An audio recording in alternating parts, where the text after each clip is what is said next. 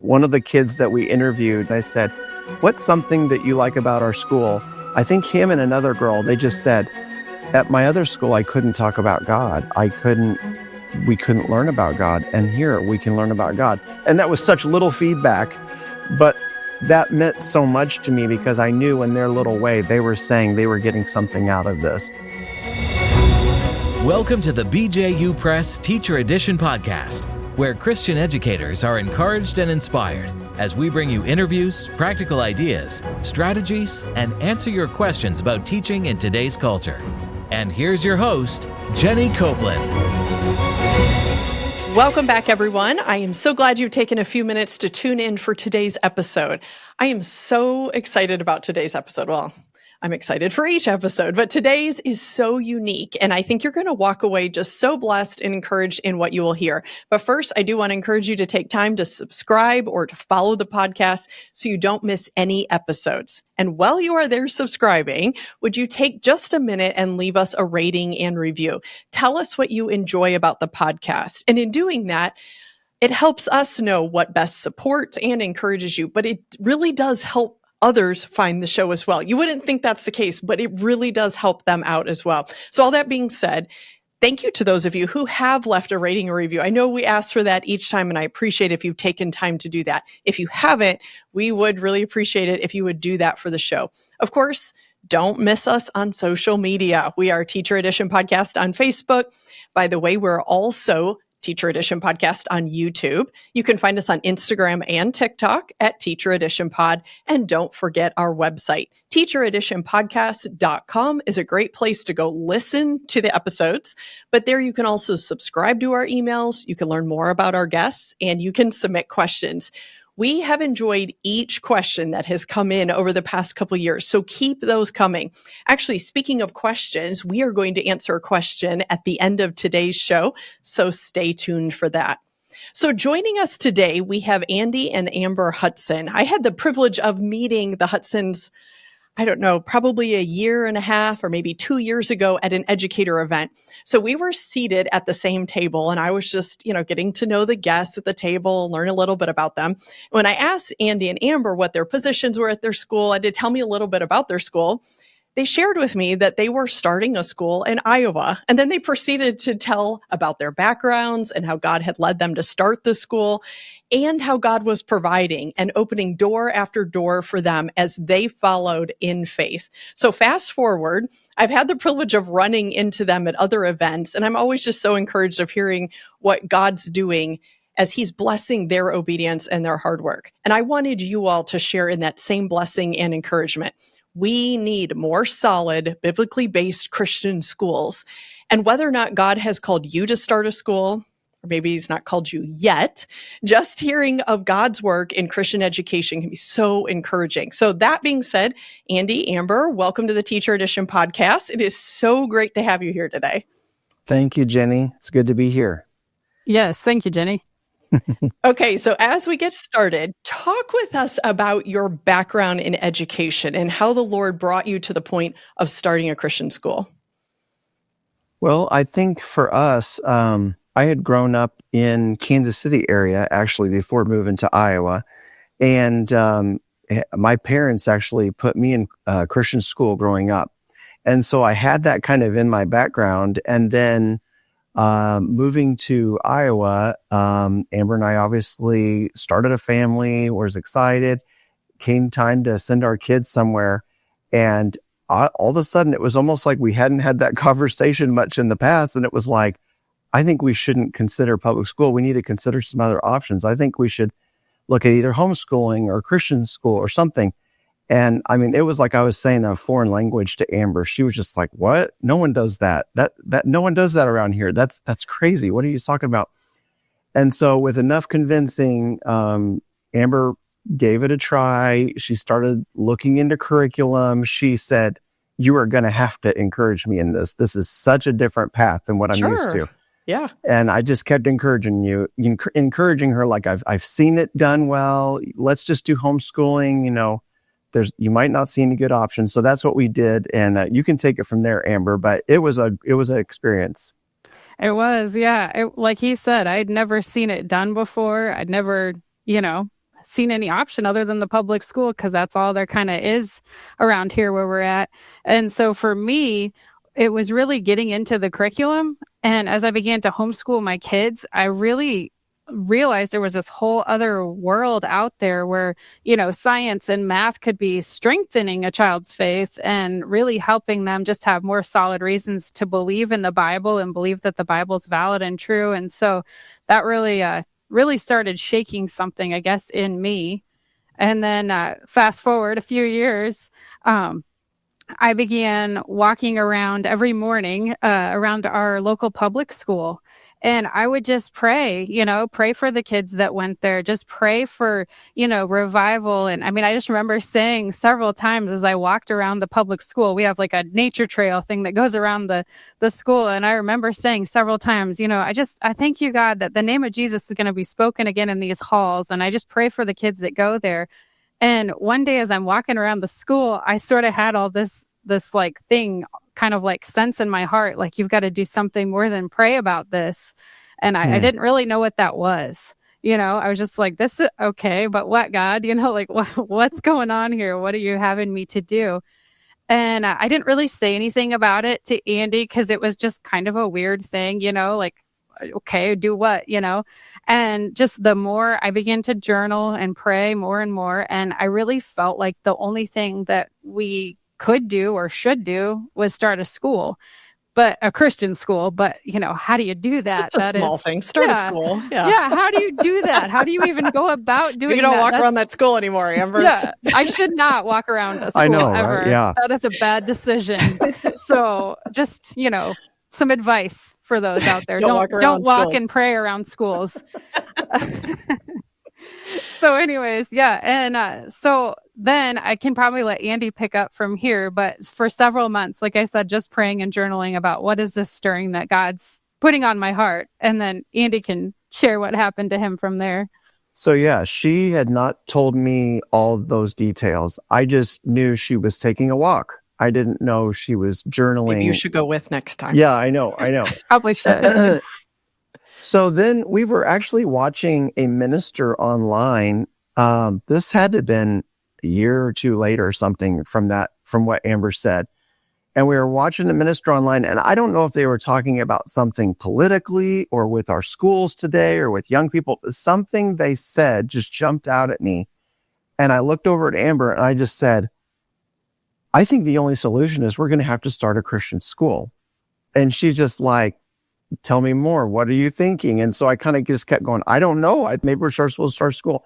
She pulls out these journals and she starts saying, that's what God was speaking to me like a month, a year and a half ago. And I'm like, oh my.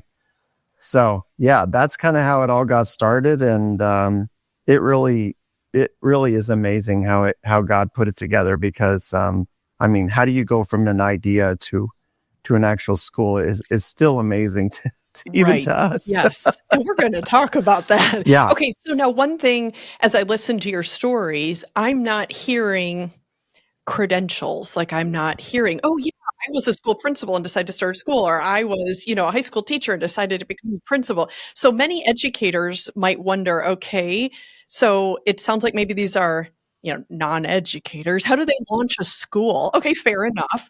So talk to us about how did you compensate for not having the educational training background, or what do you all do? Like, what's your background? So I've had many different different jobs. Right now I work in manufacturing for the last few years. And Amber, we've done web design.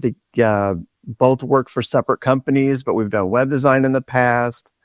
Have no background in education. Which I love that part of the story, actually. I just love that part. Okay, tell us more. So what did you do? So,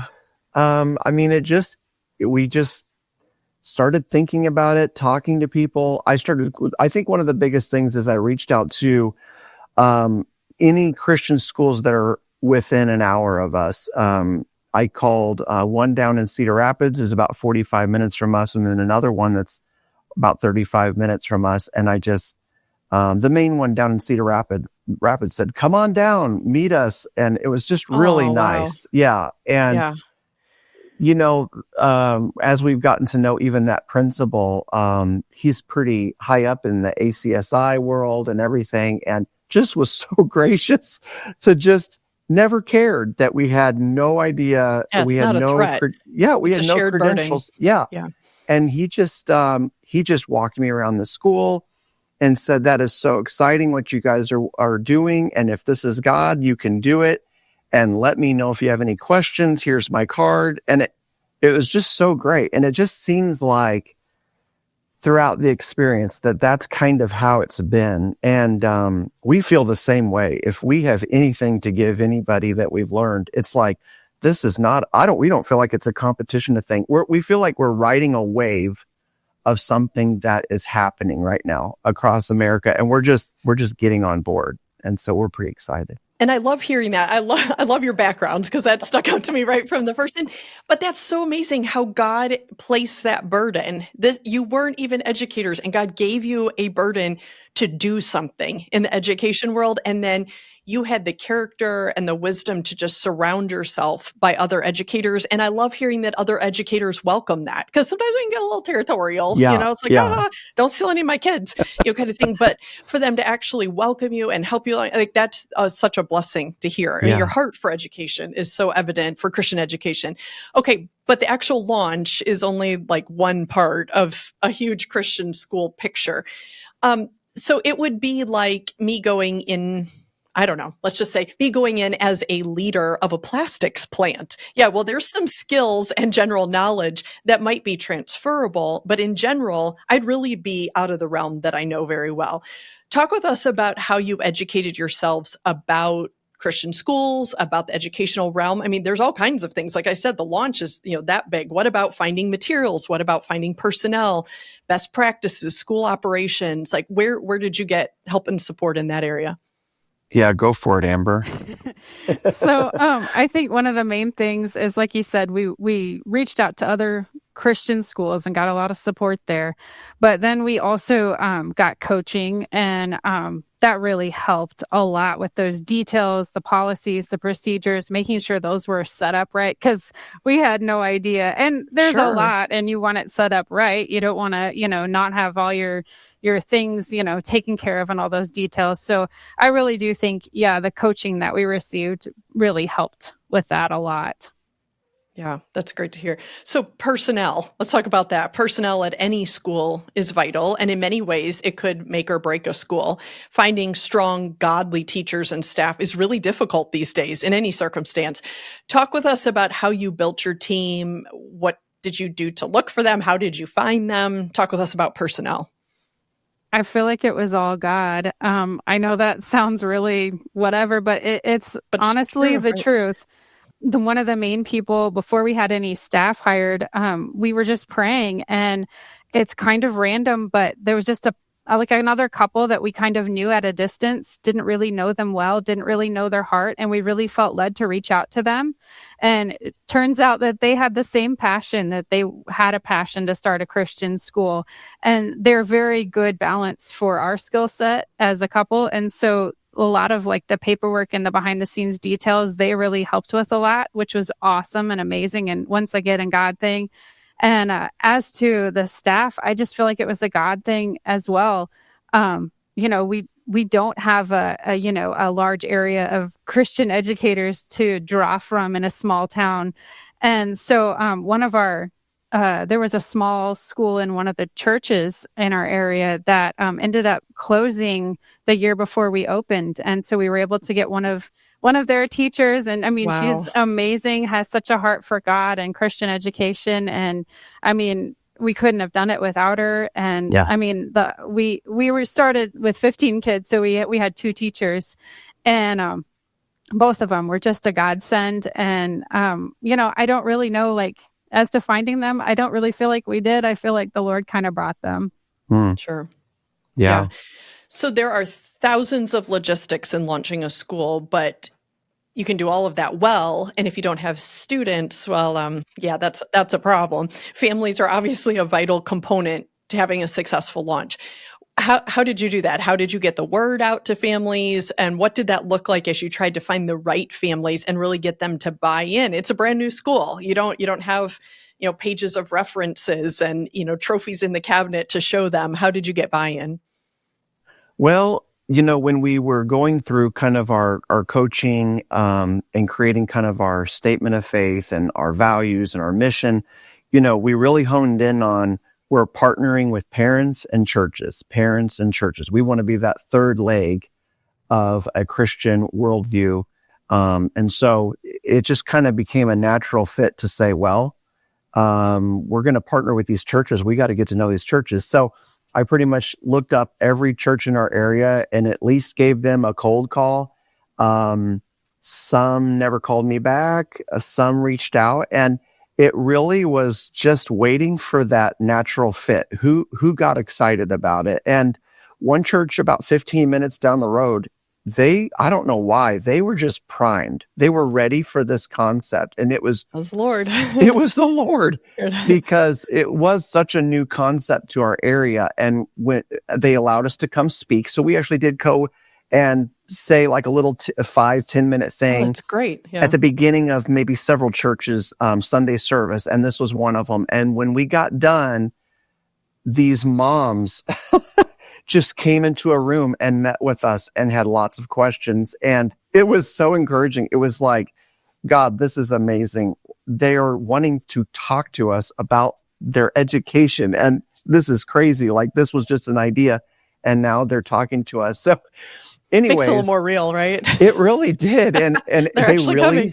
they really had good questions. And so that's probably the majority of where we got those kids. And then from there, we met with a few other churches and maybe got a family from one church, so about 2 other churches, maybe a family here and there. And then that one church really provided quite a bit. So that's kind of where we got those kids at. And then from there, you can add in, Amber, a little bit of word of mouth, just people hearing about it, but that's about it. So. Yeah, that's great. So fast forward, you just completed your first year. Congratulations, by the way.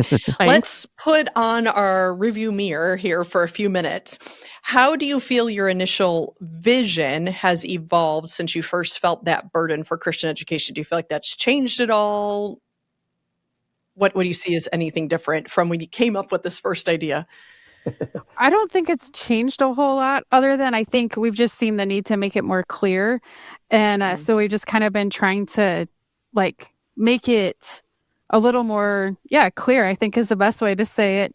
And then really work on just giving our kids such a good experience. Obviously biblical worldview is a major part of that, but also just realizing that a lot of the growth is probably going to come from word of mouth. And so we're just really trying to hone in on that for this next year, is just giving our kids a good experience, really just doing what we can to simplify our vision and mission so that people know, what it is that we're trying to accomplish. Yeah. Makes sense.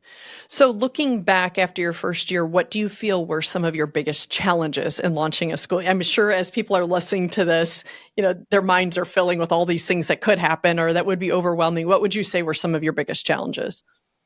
For me personally, I guess I was just kind of surprised by the lack of buy-in from the community and from parents. And I think that was kind of one of the hardest things. I figured, we haven't had a Christian school in our area, and I just figured Christians would flock to it, hey, here it is. Here's the chance for your kids to learn about God and learn about how awesome he is in every subject, in every area. And I just kind of, I don't know, had this naive thought that everyone would come. Sad thought, right? Yeah, kind of silly, but that's just kind priority. Yeah. And so I think for me, just one of the biggest challenges was just the discouragement of seeing something that was so real to me in my heart, and then just not feeling like the community and the parents in our area were buying in as much as I felt like maybe they should have. My expectations, I guess, Right. No. How about you, Andy? Yeah, obviously with the community buying in, we had to kind of get over that and just realize we're doing something that's never been done before. And this is their most prized possession. These are their children. And it's going to come with time. I think we had to realize that I can have, my brother helped come up and do some videos, and we've launched little, lots of good content and tried to show how amazing it is. But really, when it comes down to it, it's somebody coming to another person that is a trusted friend or whatever and saying, you should consider this. And so we're realizing this is really a long game. This is a long game, and it's just providing a really good experience for the people that are brave enough to give it a try.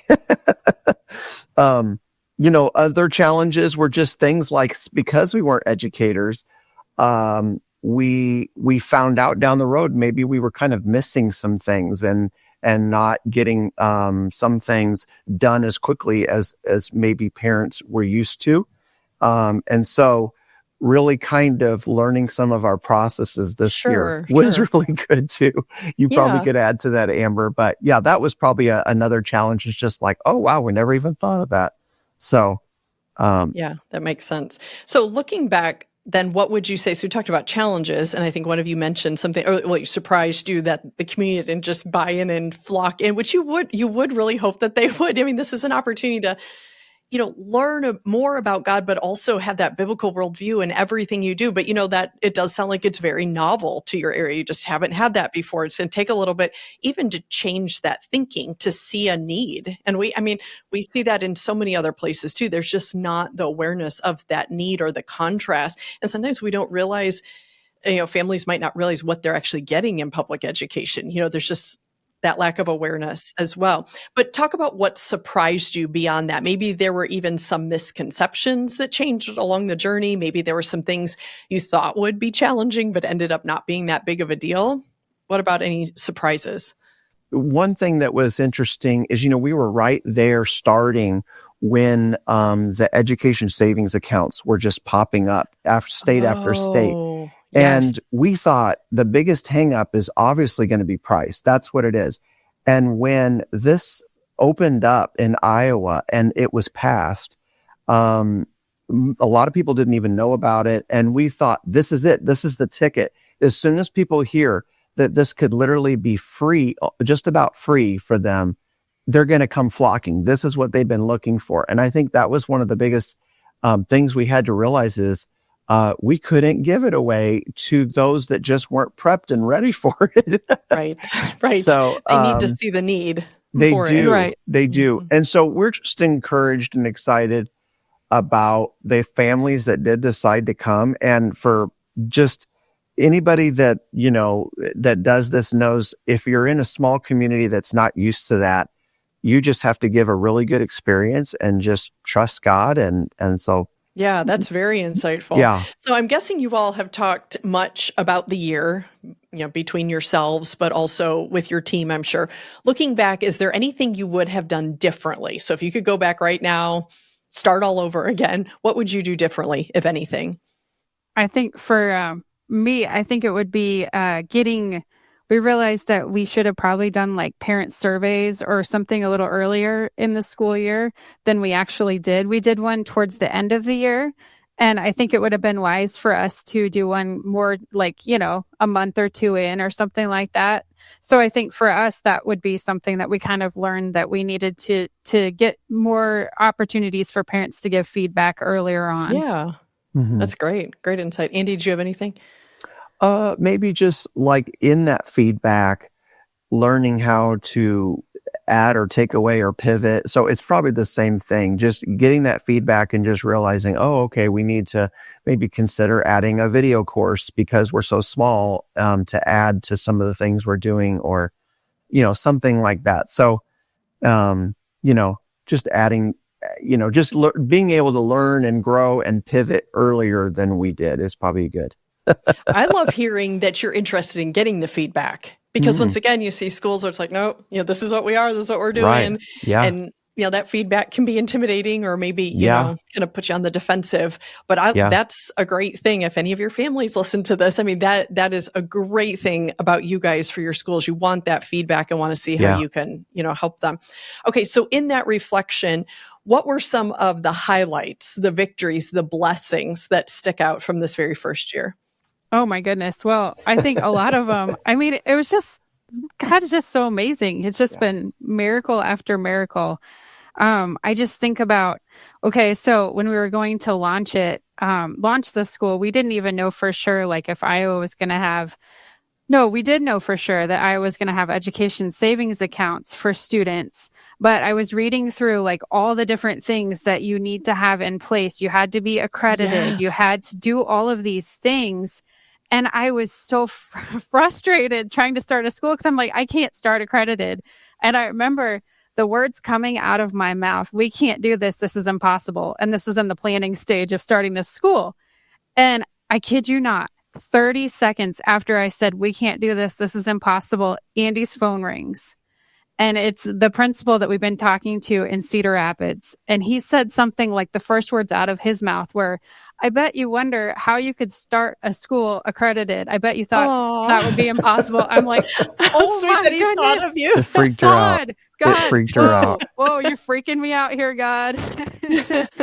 So that was amazing. And then he walked through the idea that they were working on to let Christian schools start with like a provisional or foundational accreditation. So that allowed us then to start being able in Iowa to take the education savings accounts and then ramp up to full accreditation in 3 years. And so I think just things like that, just seeing whenever we had a need financially, whatever, it was like you'd get to this point where it was like, okay, we can't do this. We're at a wall. We can't, and then it's just like where God wants you. Yeah.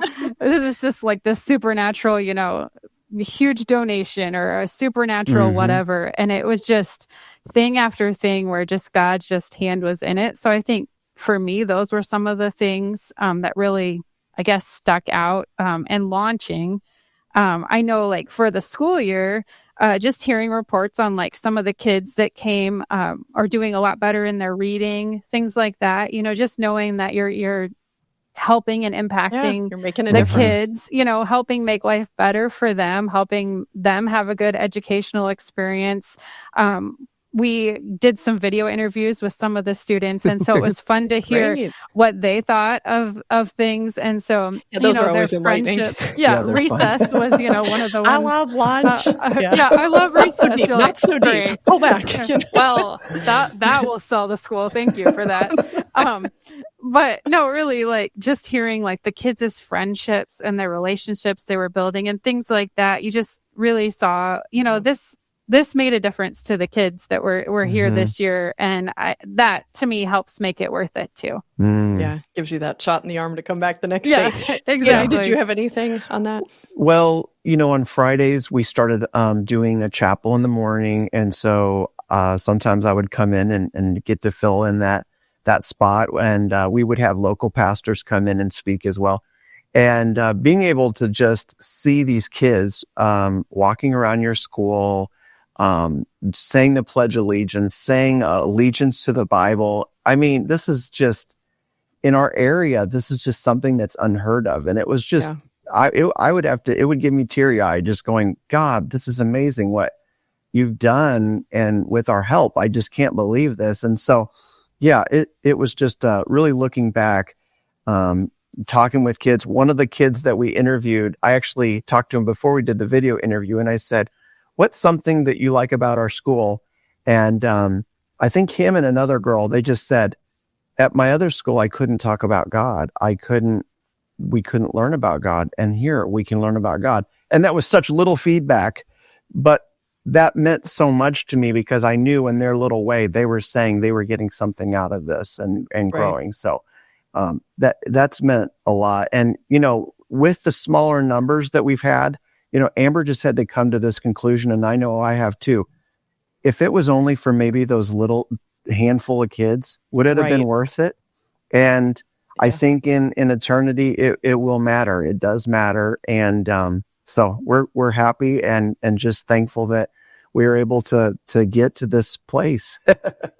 And I So, love hearing you talk about that because we kind of lose perspective of that sometimes. We're in schools that have been here, we pray every day, we talk about God, mm, but to think that this is new for so many in that area, and yeah, there are students still missing out on that opportunity and what they could have in learning about yeah, God and learning about a biblical worldview, and we take that for granted. So for right, those of us who have been in Christian schools for many, many, many years, it's good to kind of get that reset button and realize, mm, we need to be grateful for what we yeah. have in our schools. Okay, so as we wrap up this episode, talk with us about what now. So what is ahead? I'm sure you guys are thinking about this coming year. What are your next steps? Now that the first year is in the books, so what does this year look like? What do you see coming even in the future? And I think you can add on to this, Amber, but I think just I feel like this year is going to be just a real pivotal year for us. We're going to just do as good a job as we can. We're going to just get so much feedback from our parents. And I've just been telling our team, let's just give the best experience we can, because if it is really word of mouth that's going to spread this thing, let's just go overboard. Let's go overboard with parent communication, with just a good experience. If something's not working, let's adjust if we need to. And so I feel like this really will be a year that we're going to see growth. It's just going to come with that word of mouth, and Sure. I'm Just not having excited. all that first year Yeah, stuff, yeah, yeah. will All be the first such a year stuff. blessing. Yeah, yeah. So just growing on some of the things that we have learned, and just seeing how we can just give a really good experience on top of the biblical worldview and everything else that we're providing. How about Right. you, Amber? I would say similar, probably. Just keep making sure that we're doing a really good job for the kids. And, I think as we do that, just raising awareness, just sticking with it, not quitting. I think as we continue to do those things, I just believe that God is called us to do this. And so he's going Right. to just keep providing what we need. And we just have to just trust him and trust the growth at the pace that, we get it at.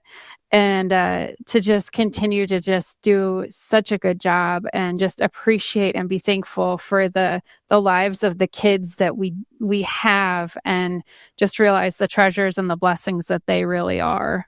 Yeah, that's a Mhm. really good perspective, because sometimes we can focus on the ones we don't have, Yeah. but focusing on the ones that you do. And, I'd love to schedule you guys out 10 years and we can listen to Mm, this interview and then see what God has done mhm. in those 10 years. This is just the beginning of all that. Yeah. Okay, so one final question. What would you say to someone who is considering starting a school? What words of advice, what encouragement, what warning, what would you say to them? Well, I remember, and this is not a discouraging thing, but I remember we had gotten a connection from that school that we had talked to the principal. And one of the questions was, who's a good lawyer that you think of that would be really good for setting up all of our paperwork and stuff legal wise? Good thought. And Yeah. and they gave us a great person out of the Des Moines area. And so we got that started. And that particular lawyer said, the reason they connected me with him is that he had started a Christian school a few years before. So he knew what he was Interesting. doing. Yeah, it was amazing. But he Another just, yeah, God brought that I along. know. And Amazing. there's just been so many stories like that. But while talking with that lawyer, he said, now listen, this will be hard. You think? And I thought, we've fixed up houses on our own and we've done things. How hard can it be? That's right. It's only a school. It's just a school, And he was right. There were things that weren't necessarily what we were thinking that would be hard. But here's what I would say is just, you have to come back to, did God tell you to do it? And it doesn't have to necessarily make sense all the time. It doesn't have to completely be a success, maybe, to everybody's normal standards. Just keep doing what God told you to do and just keep trusting him, and write down your wins and look back at the wins that have happened. We have it right on our fridge. We wrote down a lot of the wins that God did. And so anyways, you can go on to Amber if you got something. No, it's true. Yeah. Just keeping those wins in front of you when the days are hard. I just wrote it on my fridge. I think it was George Mueller. I read in his book that he did that. Like he wrote down every time God provided something. And so I'm like, well, why not me? So we have that on our fridge. And so, anytime that it's a hard day or a hard time, we just go back and look at that. But I would say to the person that's thinking about starting a Christian school, yes, it is hard, but if God is calling you to do it, do it. Hmm. Eternity matters. Kids matter. Their lives matter. What they believe matters. And so you do it.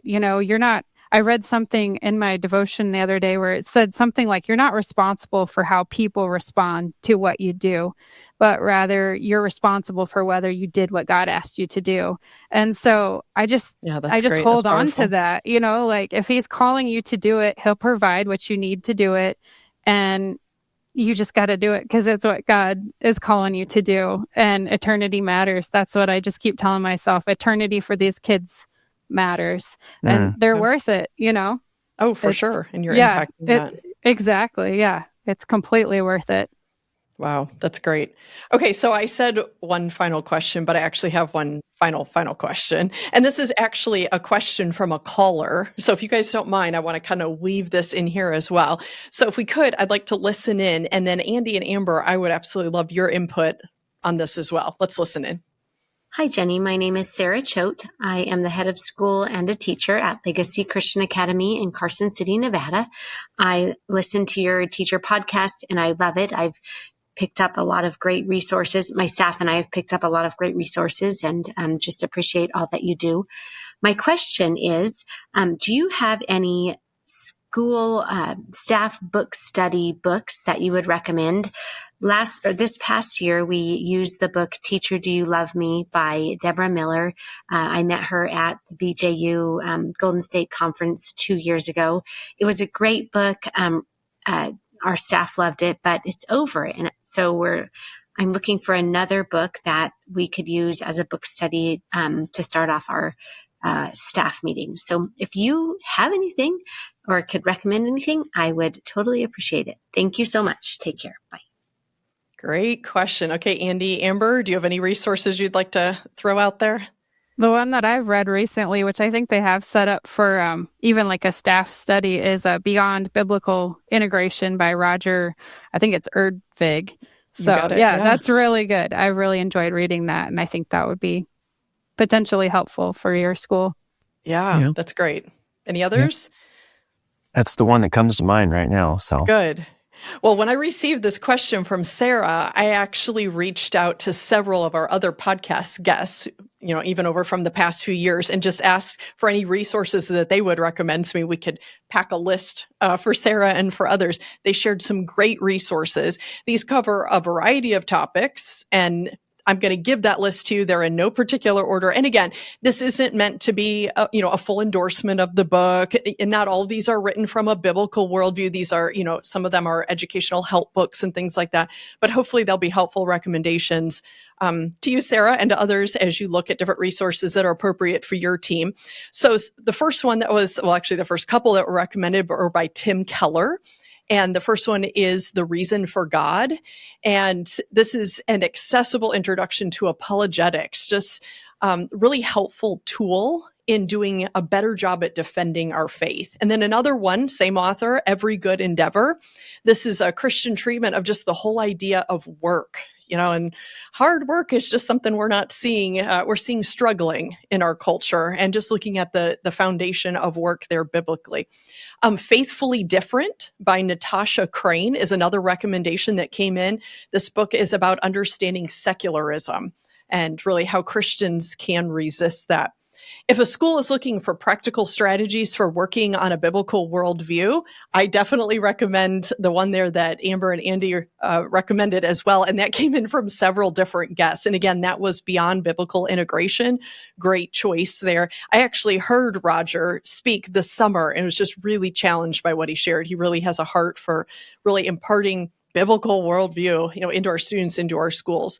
A Practical Guide to Culture by Stone Street and Kunkel works through contemporary topics and really hits them head on and empowers parents and leaders to guide their students in this culture and what they're facing. So a lot of those hot topics today are included there. By the way, if you have not crossed paths with the Kingdom Education books by Glenn Schultz, those are definitely materials for you to connect with.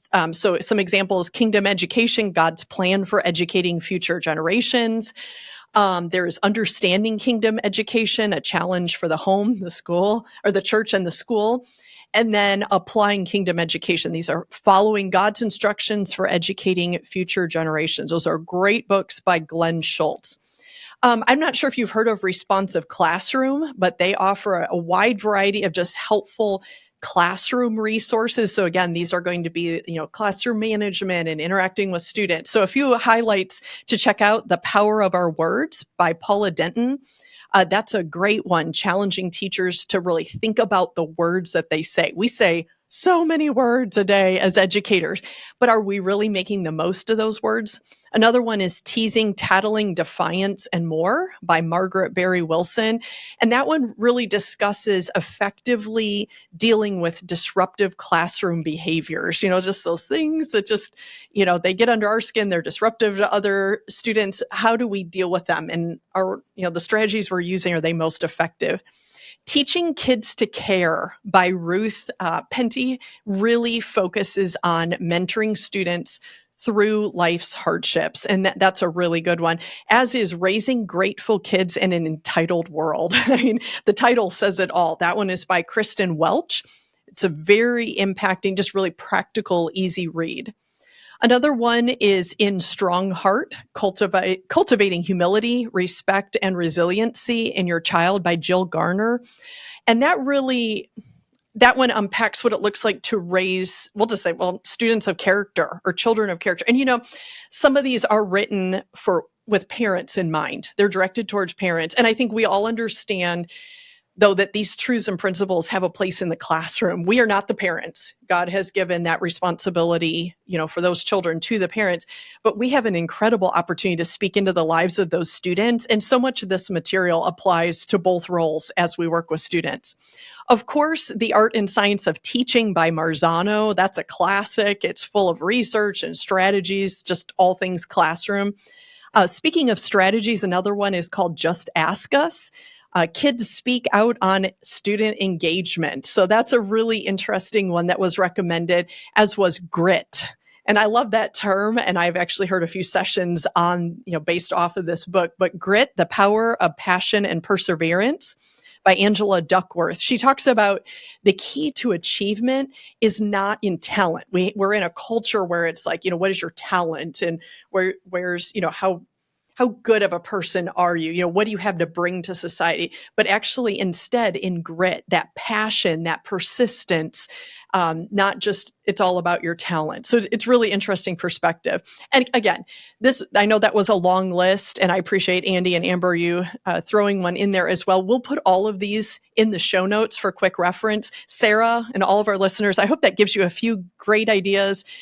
Just thank you so much also to our podcast guests for sending in those suggestions. They have so many. They probably could have done their own sessions on all the books that they could recommend, but we highlighted just a few of those here for you today. Andy, Amber, it has just been wonderful having you on the show. Thank you so much for giving us a few minutes to kind of get a peek behind the scenes on your journey, and for really just sharing the testimony of what God has done. You've been a real encouragement today, and I always enjoy talking with you all. So it's great to have you guys here. Well, thanks for having us. Listeners, thank you for joining us as well. I hope you were blessed in hearing Andy and Amber's story and how God has blessed their burden and their vision to plant a Christian school. And the same God who did great things for them in launching a school is at work in your classroom just as well. What an amazing God we serve. As we sign off, until next time, just a reminder to go to teachereditionpodcast.com to learn more about the show and to submit questions for upcoming episodes. Of course, be sure to subscribe to the podcast and follow us on social media. Now it's time to get back to your day, but it's not just any day. Every day in the classroom is your day to impact and inspire through God's power and through His grace working in you. Now, go do what God has called you to do.